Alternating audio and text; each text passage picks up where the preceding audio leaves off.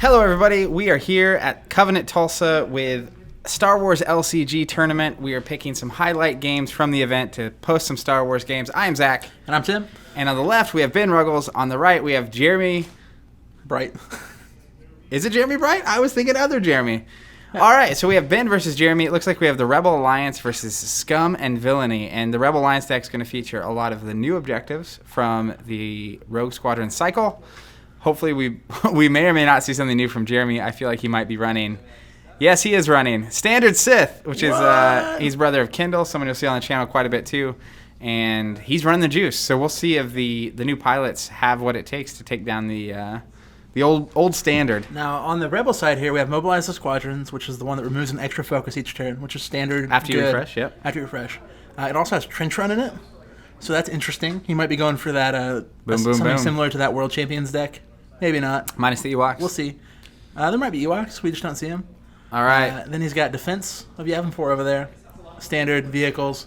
And then he's got the new objective called to Arms, which has reaction after a piloted vehicle resolves its strike that destroys an enemy objective. You can destroy a target enemy unit committed to the Force. That's pretty good. And what else is pretty good is Ruggles here, Ben Ruggles, playing the Rebel Assault on the Advisor, opening turn, leaving Jeremy with no units on the board. Yeah, that's brutal. Woo! But yeah, that objective called to Arms. So basically a piloted vehicle, if it blows up an objective, gets to destroy something committed to the Force, which can be extremely powerful. One thing the Rebels tend to struggle with is they're not very controlling. So you have units like Emperor Palpatine that can come out and just keep the Force and make it impossible to attack. Yeah, it's pretty In this case, if you can go ahead and push through and blow up an objective, you can remove a threat like the Emperor. Just to review really quick, Jeremy on his side has starting Scum. He's got the Tatooine Crash, which is going to let him capture the top card of the deck at the start of each turn. 6 health, notable. He's got Council of the Sith, old standard. Start of your opponent's turn, you get to draw a card. It's a 5/1 Sith objective. And he's got Agent of the Emperor. It's a 5/1, and while it's undamaged, if you would commit a Sith unit to the Force, you can put a focus on an enemy unit.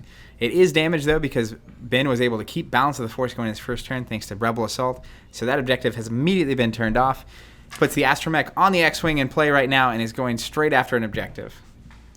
Seems good. I feel like this Rebel deck is going to be what some people might call aggressive.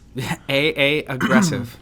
Capital A. All right, turn 1, we see that, again, Jeremy had nothing out, so Ben's able to get 4 damage on an objective, keep the Force, which is crazy good. And that's just the kind of turn, if you can, in that first turn, basically, have a moment like that happen where you can keep the board clear or your opponent free of resources and whatnot, that can be a huge deficit to come back from. We see Mara Jade with a lightsaber here, though. Seems good. So that seems okay. I've got a feeling it will be attacking. That Mara Jade, while she's committed to the Force, has targeted strike, shielding, and elite. The lightsaber makes it where she's acts as though she is committed. So he can basically clear the board right here. Yeah, it's what some people might call the combo. Yeah, the problem here with attacking, you will get rid of the X-Wing, but you're not going to be able to take the Force, and you're not going to have anything for defense. And when you're running into a deck like Ben's, he's going to have 2, 3, 4, 5, 8 resources open. He could just get super aggressive, and he might be able to win the game on this turn with 8 resources and defense you have him 4 out. Yeah, I mean, I could definitely see something like that happening, but I still think you have to clear that X-Wing right now. I like defense. I don't know. You're better at this than me. Yeah, you have shielding, like taking balance, having shielding, and having a blocker, because you never know what he's going to play here, right? Like something like a red 2 with some other stuff could just wreak serious havoc. And I mean, the Rebel deck's also going to be pretty weak in the tactics department. So if they don't have very many tactics out, then it's going to be, you're going to get to choose what you block. Yeah, that's fair.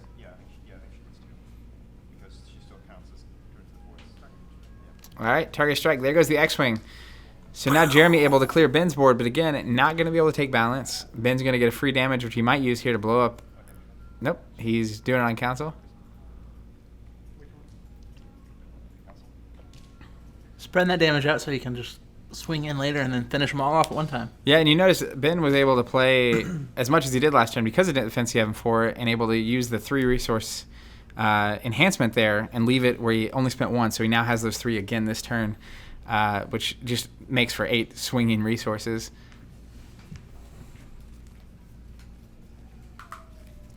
Rogue Squadron X-Wing here, very interesting card. You basically, when it's piloted, you can discard the pilot to remove all focus and all damage from it.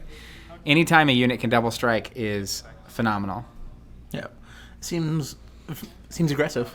Like it seems like one of those things that like can just swing the game. Absolutely, especially given if it has a pilot on it, the pilot did something in the first place, hopefully, and it ejects and lets you strike again, which is just crazy, or go after a different objective entirely.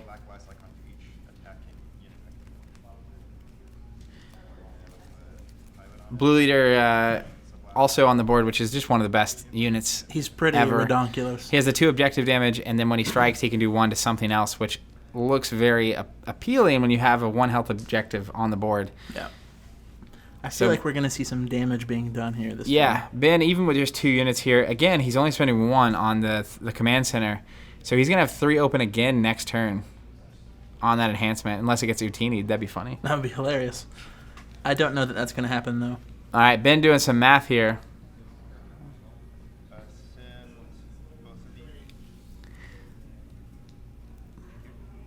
Both going to go after Council. Absolutely going to blow it up. He's going to trigger Blue Leader, blow up the other objective. It's going to be 2 objectives on turn 2. And he's going to kill Mara Jade. For Ben Ruggles. With his objective that's out. Oh, called the Arms. Man. All right, striking, blowing it up, triggering the reaction. Mara Jade is counter committed to the force. Going to get rid of Mara Jade. So this is the moment I'm talking about, right? And that's what this objective adds to this deck that it was missing, which is a control element. Before, Mara Jade comes back this next turn, targeted strikes something off the board. A single rage means she can target both of them off the board. You have other units like Jawas or anything, and basically Jeremy will be able to just take control of the game. But in this case, the Rebels have actually kept the Sith off the board, which is very unusual, and it's going to make all of the difference in this game. All right, so Jeremy's in a spot here. He's not been able to get balance. And see, that's what I was talking about, right? If Jeremy had Mara Jade there to block, how different is that turn? It's very different. Because he can't just do that, right? I mean, he had 3 cards left in his hand? Yeah. Well, I think 4 with Council. No, I'm talking about Ben. Yeah, sure. But it doesn't. Mara Jade is going to be able to strike either way. Yeah. And she can block, she can shield an objective, prevent you from getting unopposed, and kill one of those units. Yeah. That's fair. Because the lightsaber, gives her the extra. So, anyways, that's a lot of times. What? What? That's not her lightsaber. That's Vader's lightsaber. So she's not going to be counted as committed right now, which I think. I don't think that he can actually play both of those cards. He cannot. Resource match is a thing, and we'll see if that gets noticed. Not noticed. Passing turn? He didn't take balance? I'm confused. How did he take balance? No, he took balance. I think he said commit. He just didn't put the card there. Okay. Because Ben didn't do a damage for free. Interesting. All right. I'm in. I'm not sure why Ben's X-Wing is focused still. I think he may have just missed that. It's black on the black there. Yeah. It's very possible. So Ben needs 1 objective to win. That is a very vulnerable position to be as the dark side. Mara Jade's not a bad person to have as a blocker here, but it could be pretty tough to just. Is that an X-Wing escort? Yep. Pretty useful when at least an opponent has to sacrifice a vehicle. Not going to be useful at all in this match, but hey he might play a Sandcrawler. That would be a bad play. To play it, actually? Yes. Yeah. I'm very considering there's probably 3 characters in Ben's entire deck. And all of them are pilots. Correct. Yeah, there we go. I think he doesn't have his commitment cards. So instead we get the green Field of Energy. Which is really in and of itself commitment, right? I'm not following, but I'll catch you on that one later. All right, Ben probably doing the math to figure out how he can finagle his way into a victory here, and I'm not sure he can. And this is what I was saying earlier. If Mara Jade had been a blocker, it just presents so many issues for these vehicles in a sense that, you can't just send Blue Leader.